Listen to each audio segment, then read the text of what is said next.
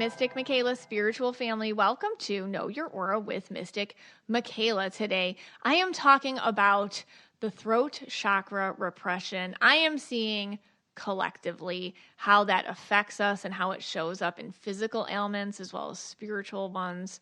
But first, hey, Scotty. Hey, guys. All right, so I guess this kind of started in a bunch of ways, but one of the ways it started was poor Scotty had a root canal. Yeah. And he can't talk. It's hard to talk to. Really great. Poor Scotty. So I guess around here, when anyone has an ailment, we're always like, you know, what's spiritually wrong with you? Yeah, the first thing she asks is, what number tooth is it? What number tooth is that? And you're like, what? I think it was, number 6? It's tooth number 6. Yeah, and then, of course, she looks up, Mr. MIchaela looks up, what does it mean if, tooth number 6 hurts you? Yes. So teeth are ruled, and we're going to get into this in a much more, different way today, but teeth are ruled by your throat chakra, so communication. Okay. And every tooth, this is a great chart, and I'll put it up on the page because I think this is really interesting. Every tooth has kind of a meaning to it. So yours was tooth number 6. It was like the upper right canine. Yeah. And that one's change, growth, and transformation. So honestly, it seems like that's a good tooth. If you're going to need a root canal, that's a good tooth one. Well, yeah. Maybe that means good things. Because, I was sitting in the dentist's office for 2.5 hours having them work in my mouth. Yeah. But at least at the end, I get that. Maybe that's like a positive thing. Like you're changing, right. Your growth coming, there's transformation, and your body's responding to that. Okay. And I see that in your life personally. To me, I feel like you totally just rewired your whole brain when you did the Ticketmaster the other day. Yeah, that's true. And then this tooth problem happened after that. So we could blame it on just how you conquered Ticketmaster and you did things differently. You're growing and changing and transforming. I guess so. I mean, maybe I'm a little less scared of the dentist now because I was there so long. Yeah. It's like I live there. Well, anytime Scotty at the dentist... Well, they all know I'm like this big baby. This is the thing. He comes in and he's like a 6-year-old, you know? Yeah, and they're all blue. Probably all blue. They're all blue, and they're all like, Scotty! No, I'm all blue, I mean. Yeah, you're all blue. Yeah. And you're like, Scott, and you walk in, and because I usually don't go with you, but I came with you because it's a root canal, and they all, of course, know you. Yeah. And you walk in, and you're like dragging your feet, yep. and they're like, Scotty! Come here, you're going to be okay. I know. Come on. And everybody's just fawning over you you're a 6-year-old boy. In the middle of it, they all like I had like a little break part. They all came in hugged me. They did. They hugged you while you were in the chair. I know. They really, really care about you. Yeah. They send me texts just about you. On your file, somebody showed me your file. It says TLC written on it. Does it really? You have a tender loving care. Oh my god. Note. Oh my god. Give this guy a little extra. Wow.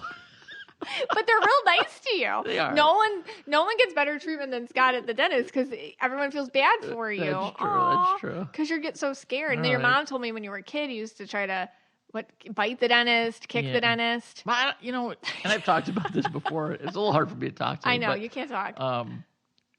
It's like a control thing. I just cannot have people in my mouth. Right. Well, it's a common thing to be nervous about going to the dentist. All right. So basically what you're saying is I went through the 2.5 hours of torture. Yeah. But spiritually, this is good for me. I think it's good. I think it means good. I think you've gone through it. Your throat chakra, the energy is kind of powerful and it might have hit a tooth on the way out. Okay.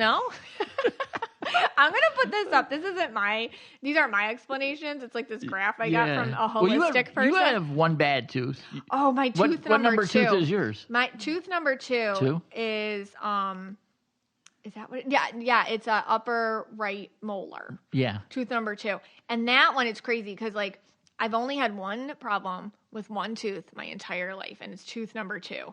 And that one is relationships. It controls relationships. Okay. And when I look back, there's 3 major times in my life that I've had an issue with that tooth. And every single time has been, I guess, a portion of my life where I was going through something really significant with a relationship in my life. Not necessarily the same relationship, but a relationship in my life that was you kind of look back and they're like, okay, these are earmarked life events. And then my tooth, that was the tooth that bugged me.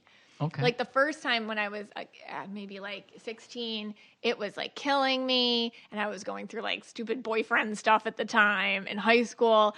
And then like the second time it got me is when I broke it. I had just met you, which was crazy. So I just met you. It just broke off. It like fell apart. And then I guess the most recent time I was going through something, it's like a family situation. So I wasn't using my voice at that time for sure. So it's crazy when you look back. And I got to put this up because you guys are going to just have fun with this one. So if we assign, so I wonder about this, our teeth. Yeah. So your tooth 2 might be a purple indigo, and my tooth 6 might be a red glow. I think so, yeah. And maybe your 2 and my 6 fell in love or something. Yes, sure. Okay. That's a good way to put it. Okay. All right, when we come back, I'm going to get into about the throat chakra repression I'm seeing collectively and the physical ailments that can come from that. Hey, Scotty. Hey, guys. Okay, so this episode of Know Your Aura is brought to you by Wild Grain. Yeah, love Wild Grain. Oh, yeah. Wild Grain is the first bake from frozen subscription box for sourdough breads, artisanal pastries, and fresh pastas. Unlike many store-bought options, Wild Grain uses simple ingredients you can pronounce and a slow fermentation process that can be easier on your belly and richer in nutrients and antioxidants. Plus, all items conveniently bake in 25 minutes or less with no thawing required. Wild Grain's boxes are fully customizable. In addition to their variety box, they have a gluten-free box, a vegan box, and a new protein box. What are you enjoying this week, Scotty? Well, this week I had my root canal. Yeah. So I have just been going to croissants. Oh, yeah. Soft, buttery, smooth, Oh, my gosh. really easy to eat. Like very soft. And I'm sticking with that. And they bake in 25 minutes or less. And they're amazing. They come out like you could have killed myself making these from scratch. I wouldn't even know how to do it. But like, why bother? Because Wild Grain, it's like the better than anything. Yeah. So imagine having fresh bakery quality bread, pastries, and pasta at home without any trips to the store. And don't just take my word for it. They have over 40,000 5-star reviews and have been voted the best food subscription box by USA Today for 3 years in a row.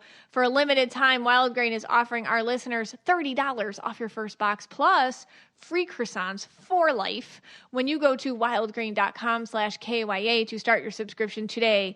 That's $30 off your first box and free croissants for life when you visit wildgrain.com/KYA, or you can use promo code KYA at checkout. What is the cause of this collective throat chakra imbalance? Well, let me tell you how this all started. I'm in the midst of doing one of my workshops. It's called the What's My Aura Part 2 workshop. And in this workshop, we go through all the transformation that your aura gives you throughout different times in your life. And so the first picture I ask all the participants to put on the dedicated thread in there is a photo you take of yourself right now just for this purpose. Like right now, it's like your present snapshot aura. And for each person, I get in there and I give you like a little description of what your aura looks like right now. So it's very detailed. And I noticed, because I haven't done this workshop in a while, and I noticed as I'm going through the participants, I'm using different vocab way differently than I used in the past. So a lot of the auras are looking dark and layered and deep and big. And I'm noticing these are all the empath aura colors. So these are your indigos and your blues and your turquoises and your purples. They're looking saturated. And I notice if anybody has a logic color, the logic colors are looking more glassy or transparent or protective. So that's kind of like their logic auras are on alert. They're creating boundaries. They are observing without always participating, but very self-aware. And one of the participants in the workshop actually said, like, hey, have you noticed that this seemed like there's a pattern in all of our aura descriptions that feels like a heaviness?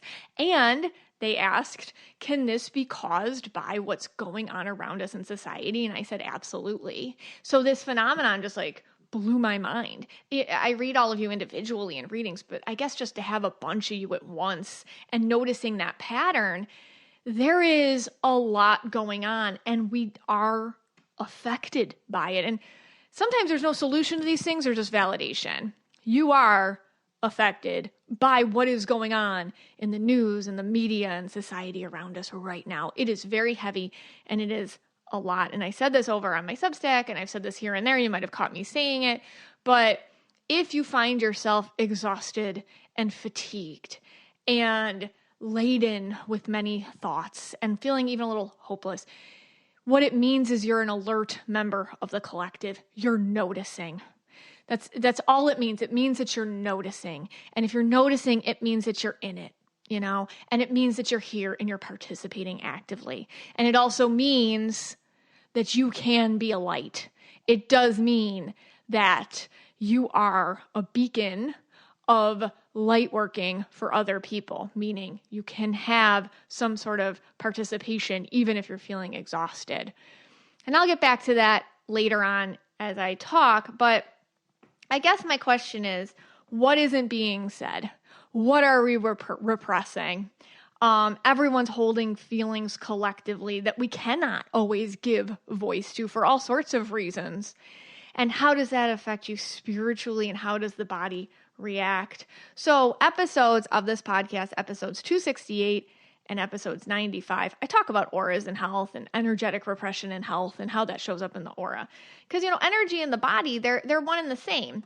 Your auric body is a body, just like your physical body is a body. It just so happens that the auric body, your spiritual body, is one that society says doesn't exist. So we tend not to pay a lot of attention to it unless you're, over here on the know your aura side of things. And here's the thing, your spiritual body is your first line of defense. So if you're not taking care of that, guess what starts talking? Your physical body. We don't like when our physical body starts talking to us too much, because how your physical body will talk to you is with physical ailments. Hence, what we're going to talk about with throat chakra repression today. But when our body does talk to us, it is always good to listen to it. Obviously, you know me by now. I always say, please go to the doctor. I am not a medical professional. This today is just the energetic scope of it. And I feel like two things can be true. You can have a medical diagnosis that is physical and is diagnosable and needs to be treated with medication and therapies, of course. And then you can also look at the spiritual side of it too and think about, what's the shadow work there? Or what aren't I paying attention to? Or what do I need to change? And that's the spiritual component, and they can work together to give ourselves, all of us, health in the best way we possibly can. So again, two things can be true. Real quick with the throat chakra before I get into it. So the throat chakra is known as the Vishuddha, and if I say that wrong, I do apologize, in Sanskrit. It is the fifth chakra in the traditional system of energy centers within the body, and it's located at the base of your throat. And if you ever see this chakra represented, it is represented by a blue lotus with 16 petals. I find that empath auras, so it's your indigo, purple, turquoise, blue, and those of you who lead with that energy color, which is probably 99.9% of you listening right now, you lead with your empath aura. All of you have one of those colors and possibly two. You can have a hard time with the throat chakra just because of the hesitation to speak. Just the hesitation to speak, you don't want to upset others. Sometimes you don't even want to speak to yourself what you feel, because you've just said, what's the point? You've shrugged off your own feelings so much in life because of a pattern of nobody noticing, or it's not real, or other people don't care. So you don't speak to yourself the truth sometimes about how you feel. Or maybe you don't want to speak because it's inconvenient. It's going to get you in trouble at work, or it's going to cause a rift in a relationship with someone you care about. This isn't just for the times, this isn't just for what's going on around us right now. This can just be even if you just have a beef with someone. You may be used to repressing your voice. And I notice that empath auras typically just all the time, that is just the point of contention, you versus your energy center with your throat chakra speaking when you need to. It's hard. It's hard when you can feel other people's feelings as your own, because sometimes when you voice an issue you have, not only now are you feeling your feelings, you're feeling their feelings as they react to your feelings. So now you're kind of feeling it twice, and that's not fun. So I must validate that, because it's not. And that is why we shut up and put up a lot, the empath auras, when you lead with it. But there is a need to do it sometimes for your own health and wellness. And that's what's going on, because in this day and age, with all the access to social media, we have more opportunities than ever to speak out and listen to what other people are saying and too. And therefore you have more opportunities to be repressed, and you have more opportunities to not speak out. So it's kind of a catch-22. With all this information comes all these opportunities, and more of these opportunities not to say anything, and all these more opportunities to feel repressed. So what happens when we want to say something but we don't? What is the cost? Well, let's talk about it with throat chakra stuff, because I do feel that this is the cost with all of us collectively. So the throat chakra governs 4 things. The first one is communication. That's the most obvious. This is your verbal expression, just saying how you feel or what you want or what's bugging you. But guess what? The throat chakra also covers non-verbal forms of expression, like your body language or your art or what you write or what you're listening to. When it's balanced, you hold no fear or hesitation in articulating any thoughts or feelings, not only with your words, but with your body language. Let me ask you, how many times have you been in a situation where you're very uncomfortable around somebody, but you open up your body in a way that you look submissive, or you fight that need to cross your arms, and you open up your arms and you want to make them feel comfortable and happy and safe with you, even if you know that these people are scummy to you, or this isn't somebody you want to be around, especially if you're a woman. This is something that's programmed into you. Be somebody who makes other people feel comfortable. So that's a throat chakra repression right there. Also, things like writing. Maybe you're constantly censoring your writing, you're censoring your art, you're censoring what you want to say. All these things, as you're writing something and then you're like, oh, how are they going to read that? How are they going to read that? How are they going to read that? It's more than just an email in the office. Sometimes it's just writing something online or writing something for yourself, for your own journaling. Where are you not letting yourself be free? Where are you scared to write something down? In your own personal journalings, I encourage you, write like no one's going to read it. Write like, start there. Write like no one's going to read it for yourself. The second thing that the throat chakra controls governs is your self-expression. So that's just sharing your feelings and your creativity and your individuality. So when you have a healthy throat chakra, you show your true self without fear or judgment or rejection. How many times have you molded yourself to be the type of person that fits into the office or the friend group or the occasion or the family role? These things also can really constrict your throat chakra expression. For the next one I'm going to talk about, I find it hard. I'm going to talk about listening, because that's another thing that the throat chakra controls. And this one is, I find harder for logic auras to do the listening component. Meet people who lead with their logic colors, like the red, the yellow, and the green. So if you lead with these colors, I find listening a little bit tougher sometimes. Or if you lead with your empath colors, but you have a victimization of it. So that's when I talk about you should too, or victim blue. So let's talk about listening. So it is an often overlooked aspect of communication, but it's listening. And listening is governed by the throat chakra. And one can't express themselves fully without also being an attentive listener. The throat chakra encourages active listening so that you can have deeper connections with others and you understand them and you can reply more thoughtfully. Problem is there's a lot of awful things to listen to right now. Like people saying things that are so upsetting to you, so deeply, just like, oh, just shocking, or how could you be like that? Or how could you not have that compassion? What is that? It hurts. It hurts sometimes to listen. It's very possible that you are being affected by that. And because of that, you are feeling too sensitive to always listen. Or you know that you'll react too emotionally to others' viewpoints.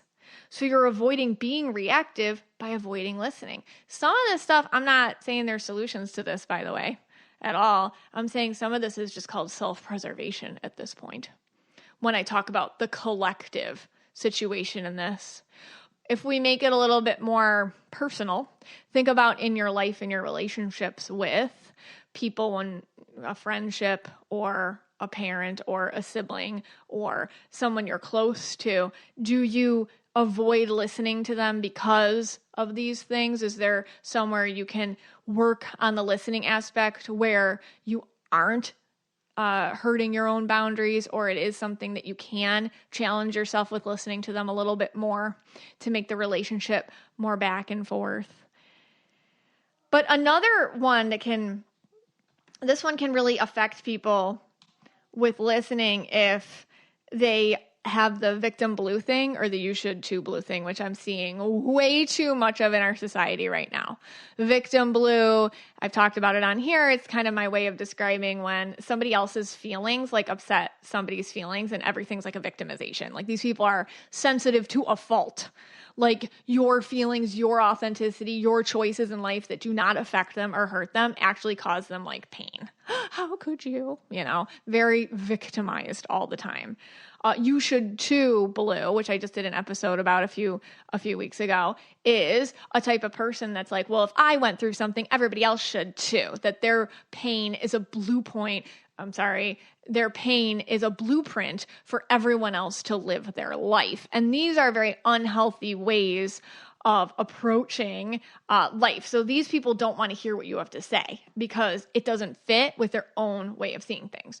So these people, and they're all out there and they're in your family and you know them, and they're online, and these are the people you're like, they're not listening because they don't want to go through the work of soulfully evolving enough to change the way they see things. It invalidates their perspective or it invalidates their experience in some way. A lot of shadow work needs to be done and they're not doing it. And then some people don't want to hear what other people have to say simply because they think that they're smarter than everyone else. They think that their viewpoints are more important. This is like the I told you so yellow. I mean, by the way, these aren't, how do I put this? Auras aren't excuses, but they can explain behavior. Auras aren't the problems. Intention is the problem, okay? So it's not like all these colors do the same thing. We're all individual, and this is just like my extreme generalizations. But some people just don't want to hear it because they're like, well, I'm right and you're wrong. And they really believe that. They really, really do. And when you lead with your empath aura, you have a tendency to be a better listener in a lot of ways because you're like, well, let me just see where they're coming from. You've spent your whole life seeing where everyone's coming from. And if it's bothering you now, it's because when people come from a place where they're not giving the same compassion that you always give. Does that make sense? I hope so. Authenticity, last one that the throat chakra governs. So at its core, and this is kind of like the whole thing with the throat chakra, the throat chakra embodies authenticity. So when this energy center is balanced, you can express your beliefs and values honestly while remaining respectful of other people's views. So, have you ever noticed that you have no problem with everybody else's like authentic expression as long as it's like consensual and doesn't hurt anyone? Have you ever noticed that about yourself? But then you notice like other people reject that. That is an authenticity issue in the throat chakra. But authenticity is also something that you might be censoring in yourself because you know people are like that. So are you censoring yourself to fit other people's, like, as you lead with your empath aura, it is a psychic gift to be able to know what other people expect from you and know what their limitations are and know what triggers them. Are you editing and deleting your own authenticity in order to not trigger others? Because that's a huge throat chakra issue. If you are, we've all done it. Some people do it more than others. Some people have to work on it in different areas and expressions. Here's my thing for you, if this is something that resonates. Authenticity is in your control. Showing up as yourself has nothing to do with how others receive it. I'm going to say that again. Authenticity has nothing to do with how others will receive it. If you are yourself, you are being authentic. It is not dependent on other people applauding for that, saying they believe it, or validating you. It's just not dependent on other people's reactions or acceptance. So let's talk about the goal. The goal is we need to collectively balance our chakras, people. We have to do it in the best way we can. And back to at the beginning when I said if you are exhausted, if you are fatigued, if you are stressed out, if this is getting to a point of heaviness, it just means that you are an alert member of the collective. So I applaud you. I give you a big hug. I send you all my love. And just so you know, a lot of us are in it together. And the 3D world wants to make you feel like you're alone. You're not. There's a community of people who are all feeling the same thing. You are not alone. And we have love. So this is what we have to do to stay that nice, bright beacon of light for others who need to find us. And that is, we need to practice a balanced throat chakra.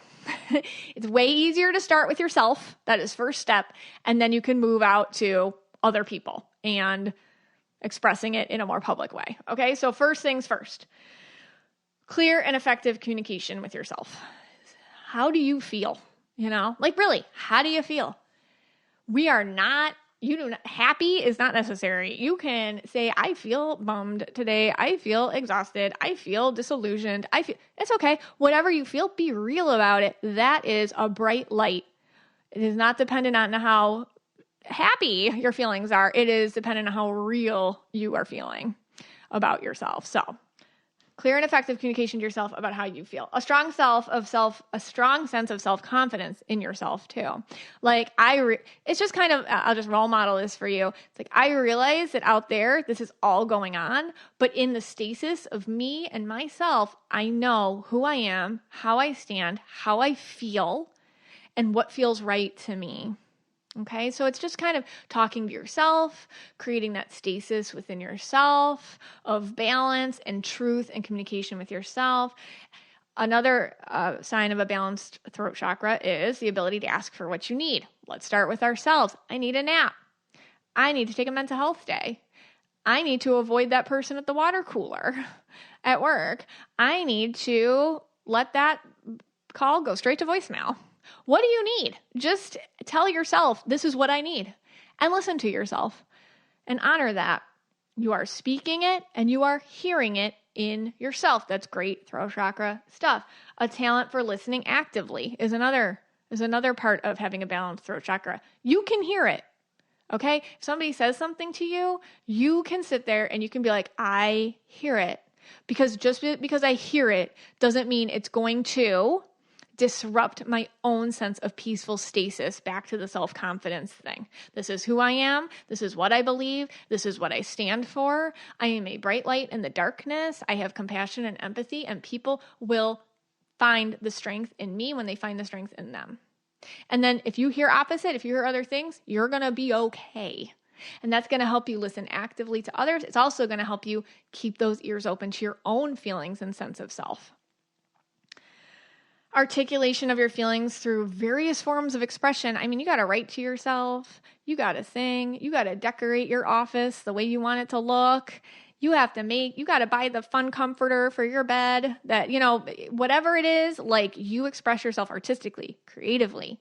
You make your spaces your own. It is not through the filter of what other people see or think or are triggered by. What makes you, what is true to you is kind of the filter it always goes through. Here's the thing. This isn't an overnight moment where we're suddenly like super authentic to ourselves.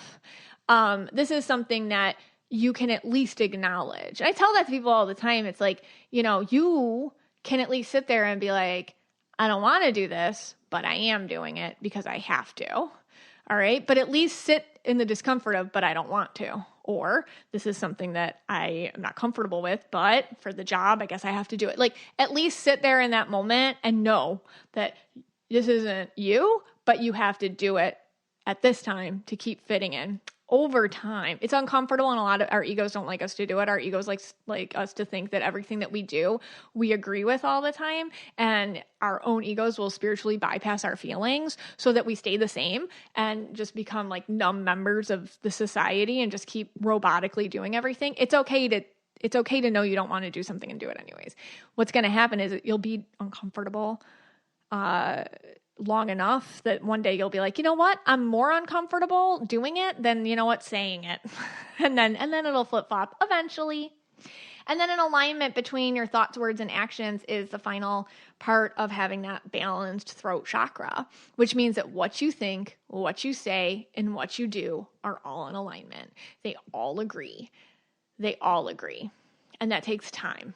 But we can get there, and we have to do it for ourselves so that we can get stronger as a collective, so that we can help our chakra balancing.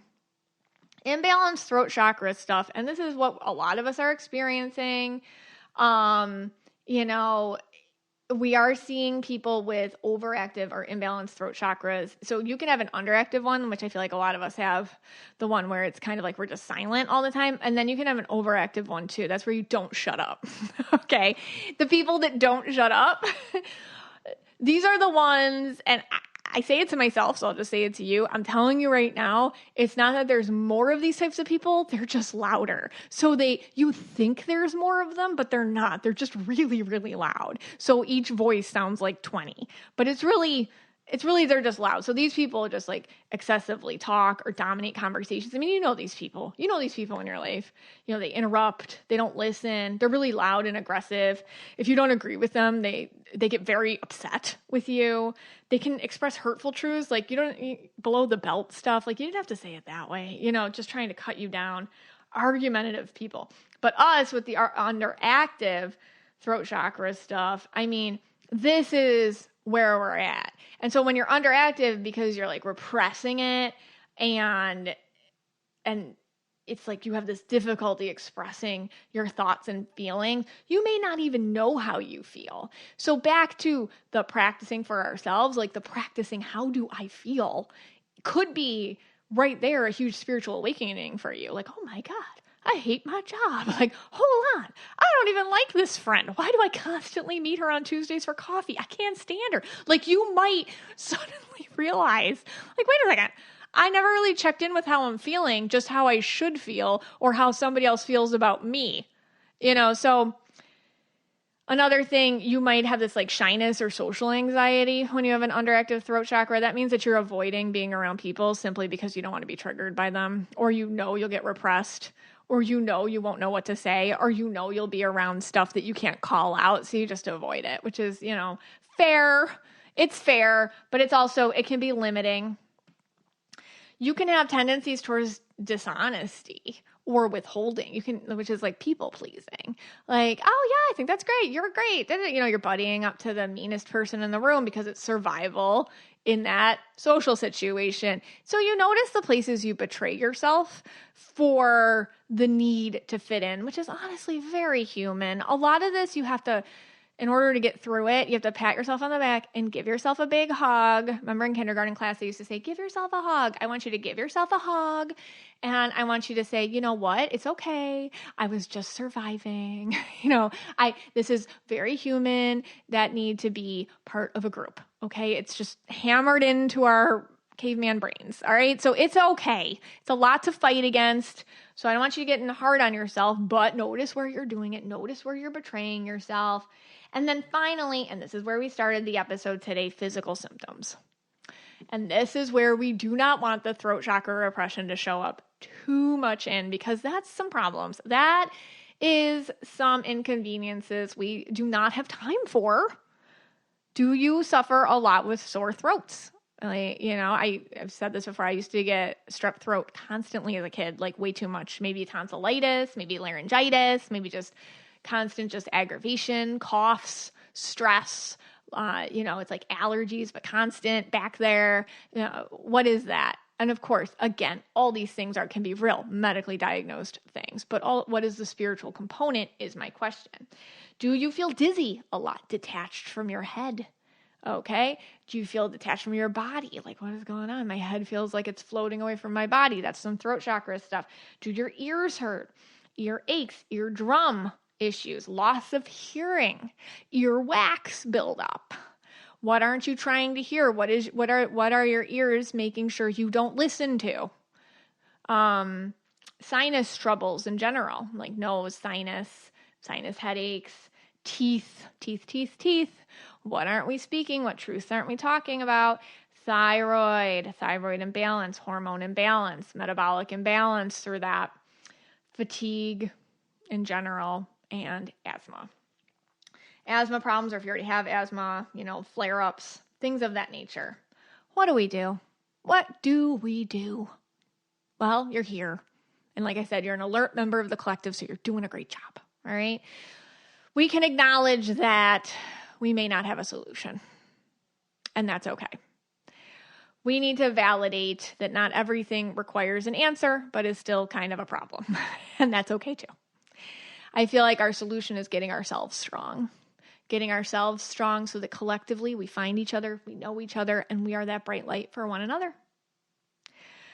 You can sit in the discomfort of knowing that you aren't expressing yourself all the time, but also know that you may not have a ton of contexts where it's safe or possible, and that's okay. Make it safe and possible in yourself first, and then we go from there. All right. Also, there's some exercises that, I personally do.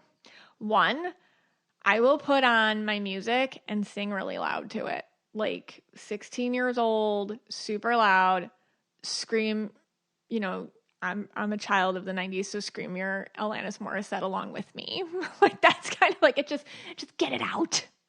Kind of helps that vocal expression.